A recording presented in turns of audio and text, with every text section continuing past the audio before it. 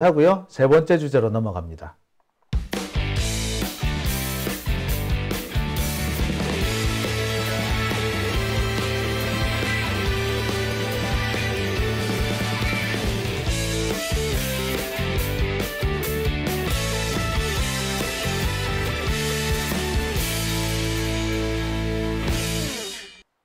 네, 오밤중인 뉴스 함께하고 계십니다.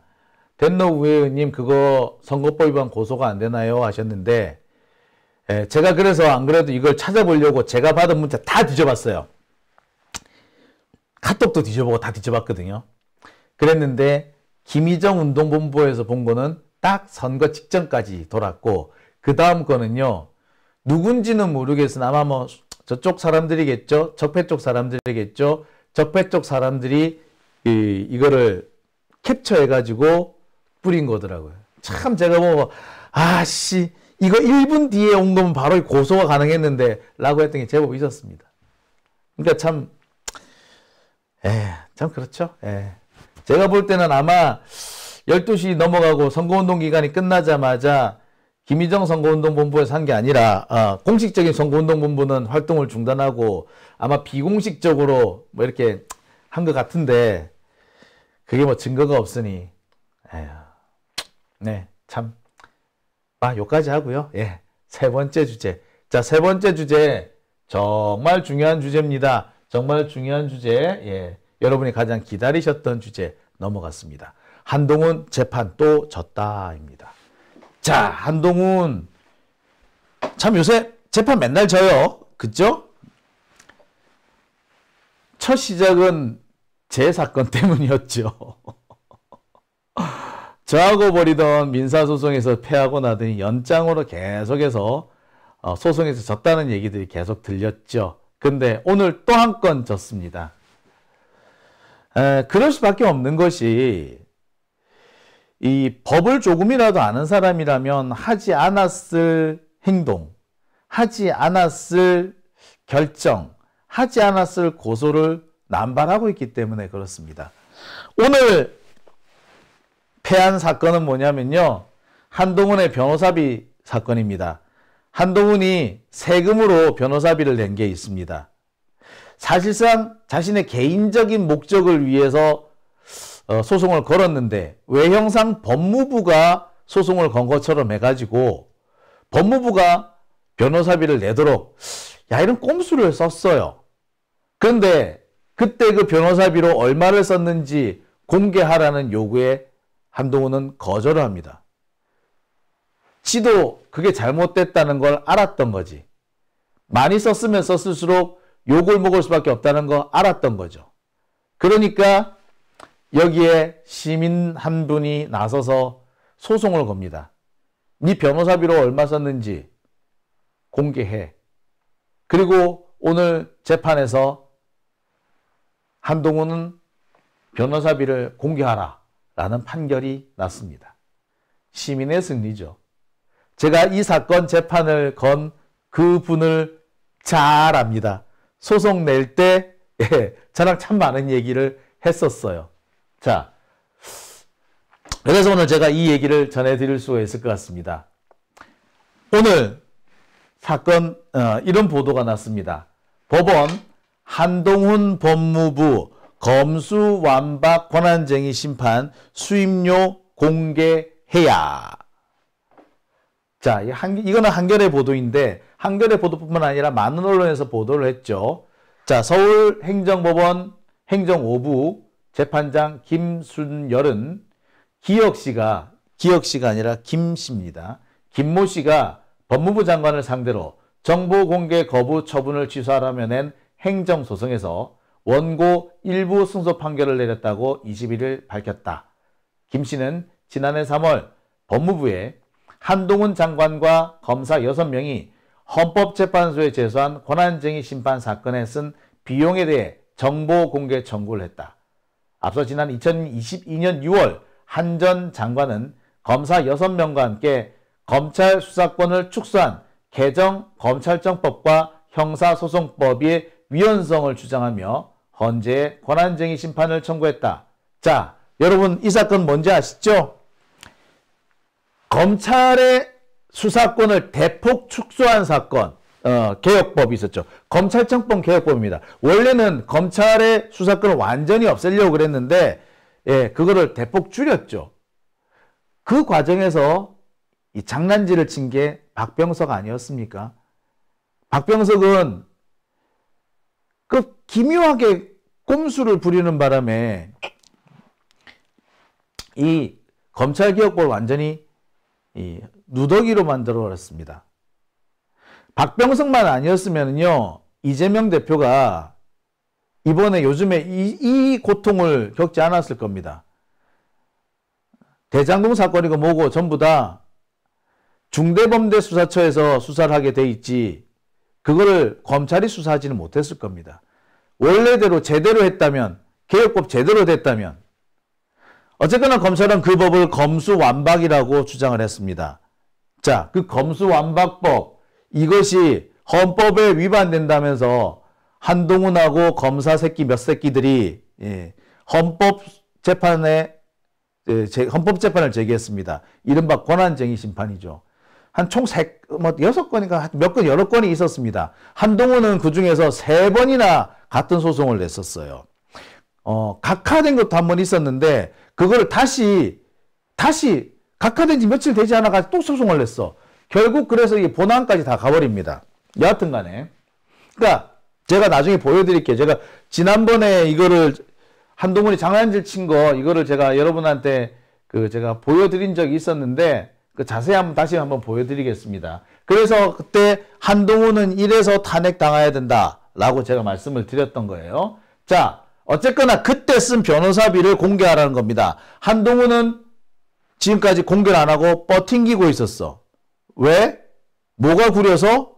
구린 게 많지. 뒤져보니까 구린 게 많겠더라고. 자, 이 사건은 이겁니다.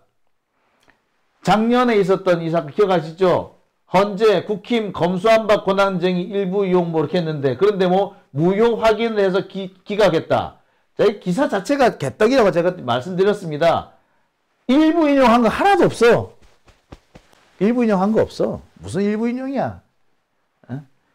법률 자체가 다 해당 사항 없다. 각하했어, 각하.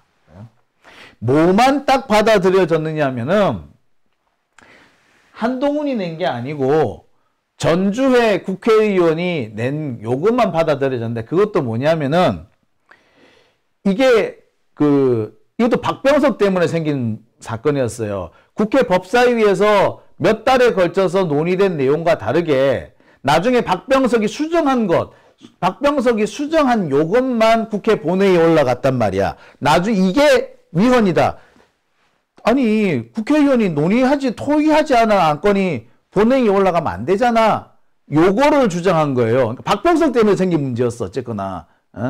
법 때문이 문제가 아니라 박병석이가 괜히 거기다가 원안 그대로 통과시켰으면 되는데 괜히 지가 찌쩍찌쩍 막 손을 대는 바람에 생긴 문제였던 거예요. 그러니까 이게 검찰개혁법하고는 본질하고는 아무 상관이 없는데 기사 써놓은 거 봐. 아이고 더러워서. 여하튼 간에 이때 권한쟁의가 각하됐습니다. 이때 검찰개혁법이 합헌 결정을 받았는데 법사위 표결 과정에는 일부 문제가 있다. 아까 제가 말씀드린 그거예요. 하지만 법사위가 법안 가결 선포한 건 정당하다고 했고 본회의도 정당하다고 그랬습니다. 자, 그리고 제일 핵심적인 내용은 뭐다? 한동훈은 권한쟁의 심판을 청구할 자격이 없었다라는 거였어요. 이게 제일 핵심적인 내용이었습니다. 그래서 한동훈은 자격도 없는데 권한쟁의 심판을 냈다는 거 가지고 이거 탄핵감이다. 지가 모르냐고. 아니 이 정도는요 법대 1학년이면 알 수 있는 내용입니다. 법무부 장관이 무슨 권한쟁의 심판을 내. 권한쟁의 심판은요 헌법적 권한, 고유 권한에 대해서 침해를 당했다라고 할 때 벌어지는 사건입니다. 그런데 이 법무부 장관의 권한은 국회가 만든 법률에 의해서 정해지는 거잖아요. 근데 그 국회가 만드는 법률이 바뀌면은 국회 마음이지. 그게 왜 권한쟁의가 됩니까? 법무부 장관의 권한에 대해서 헌법에 이만피도 나와 있는 게 없어. 검사도 마찬가지. 이맘치도 나온 게 없어. 애시당초 낼 수가 없다라는 게 정설이에요. 근데 바득바득 우겨가지고 제가 한 거 아니야. 이게 뭐다? 예. 쇼한 거예요. 더 놀라운 거는 한동훈이 이런 쇼를 하는데 법조 만다는 기사 새끼들까지 다 같이 날뛰대. 야, 진짜 미친 새끼들 아니야. 검사의 권한은요, 헌법에 한 줄도 안 나와요. 아니, 그 검사의 권한은 그 기억자도 안 나와. 아무것도 안 나와. 근데 그게 어떻게 헌법재판소 갈 사안이냐고. 어? 택도 아닌 소리지. 근데 그게 맞다고 기사 쓴 새끼들 진짜, 아우, 진짜 손가락을 다 뿌라뻐야 돼. 진짜, 아유, 씨. 여하튼, 핵심은 이거였습니다. 그래서 한동훈, 개망신을 했죠. 그때도 이미 개망신했습니다. 그런데 이 개망신한 사건에서 한동훈은 엄청난 사람을 변호인은 대리인으로 선임합니다. 바로 강일원 재판관이라는 사람입니다. 강일원. 누굽니까? 예. 바로 박근혜 사건에서, 박근혜 탄핵 심판 사건에서 실질적으로 그 재판을 주도했던 바로 그 헌법재판관입니다. 헌법재판관이에요. 헌법재판관. 이 사람은 여러 차례 헌법재판소장으로 거론되기도 했고 대법원장으로 거론되게 되었습니다. 본인이 매번 고사했지. 여하튼 엄청난 사람이에요. 이 사람을 소송 대리인으로 선임합니다. 이런 사람 모시는데 수임료 얼마쯤 줘야 될 것 같아? 예. 하여튼 기본이 억 단위예요. 억 단위로 시작을 해. 내 1억이라고도 말 안 해. 하여튼 억 단위로 시작을 해. 억 단위. 예? 자, 뿐만 아닙니다. 변호사가 이 사람뿐이었느냐? 아니, 다른 변호사도 있었죠. 자, 이 결정문 국회의원과 국회 법제사법위원회 위원장 등 간의 권한쟁의 뚜뚜뚜뚜 보면은 청구인들의 대리인 법무법인 소백, 황정근, 최원재, 황수림, 김연호. 자, 이게 누구죠? 예, 법무법인 소백. 여기가 어디냐? 사실은 김앤장입니다. 자, 법무법인 소백은요, 여기도 아시다시피 김앤장 변호사들이 모여서 만든 로펌입니다. 그리고 사실상 김앤장의 위성 로펌이라고 합니다. 위성 로펌. 뭘 보고 위성 로펌이라고 하느냐? 김앤장 같은 경우에 워낙에 규모가 크죠. 사건을 맡기는 사람들도 되게 많습니다. 여러 기업에서 맡겨요. 그런데 간혹 가다 보면은 원고와 피고가 각각 다른 기업인데 원고가 피고가 한 로펌, 즉 김앤장의 동시에 고객인 경우가 있어요. 김앤장은 한쪽에서는 이 기업, 또 한쪽에서는 저 기업, 각각의 기업을 대리해줘야 되는 사건의 경우가 많아 생깁니다. 이럴 때 만들어지는 경우가 뭐다? 예, 이럴 때를 대비해서 김앤장은 위성 로펌이라는 걸 돌립니다. 일단 김앤장은 로펌이 아니라 법률사무소죠. 한마디로 법인이 아니라 그냥 많은 사람들이 한꺼번에 몰려들었다가 모였다가 흩어졌다 뭐 이럴 수 있다는 얘기야. 하여튼 이게 차이를 제가 뭐라고 설명해야 될지 떠오르지 않는데 좀 그래요. 이런 김앤장 같은 경우에 이런 이해충돌 관계에 문제가 생기거나 원고 측 대리인도 김앤장, 피고 측 대리인도 김앤장 이런 사건이 생기는 걸 막기 위해서 위성 로펌, 그러니까 여러 개 회사를 여러 개 놔두는 거야. 분리해 두는 거예요. 그런 회사 중에 하나가 바로 이 뭐다? 이 법무법인 소백입니다. 실제로 여기 사무실도 저기 그 김앤장 바로 옆에 있어. 자, 어쨌거나 제가 이 얘기를 하는 거는 한동훈이 김앤장의 사건을 맡겼다는 얘기를 하려는 겁니다. 자, 전직 헌법재판관, 전직 헌법재판관, 그리고 김앤장. 여기에 사건 맡기려면은 얼마 정도 들까요? 제가 다시 한번 말씀드립니다만 기본이 억 단위예요. 기본이 억 단위. 각각 따로 줘야 됩니다. 김앤장에도 최소한 억 단위로 줘야 되고 이 강일원 재판관한테도 억 단위로 줘야 됩니다. 공이 하나 더 붙을 수도 있어요. 10억 단위로 왔다 갔다 했을 수도 있어요. 뭐 액수는 정확하지 않습니다. 국민의 세금을 그런 데 쓴 거죠. 한동훈 지가 생때 쓰는 소송을 하려고 국민의 세금을 썼다 이겁니다. 생때 쓰는 소송을 하려고 국민의 세금을 쓴 거예요. 자, 이거 얼마를 어떻게 썼는지 밝혀야 되지 않습니까? 한동훈은 이거를 국민들한테 공개해야 될 의무가 있지 않나요? 근데 한동훈은 지금까지 거부했습니다. 공개를 거부했습니다. 그거를 이제 법원에서 공개하라고 한 거죠. 당연한 거죠. 세금을 썼는데 어디다 썼는지 공개하라고 한 거 당연한 거 아닙니까? 이거는 이런 소송 내기 전에 당연히 제출하고 했어야 되는 거 아닌가요? 근데 왜 지금까지 공개 안 하고 있죠? 소송을 걸어야 하죠. 한동훈 도대체 뭘 그렇게 숨기고 싶어 하는 거죠? 한동훈이야 뭐 한두 가지를 숨겨야지 뭐. 핸드폰 비밀번호가 20몇 자리씩 되는 그런 사람이니까 뻔한 거 아닙니까? 자,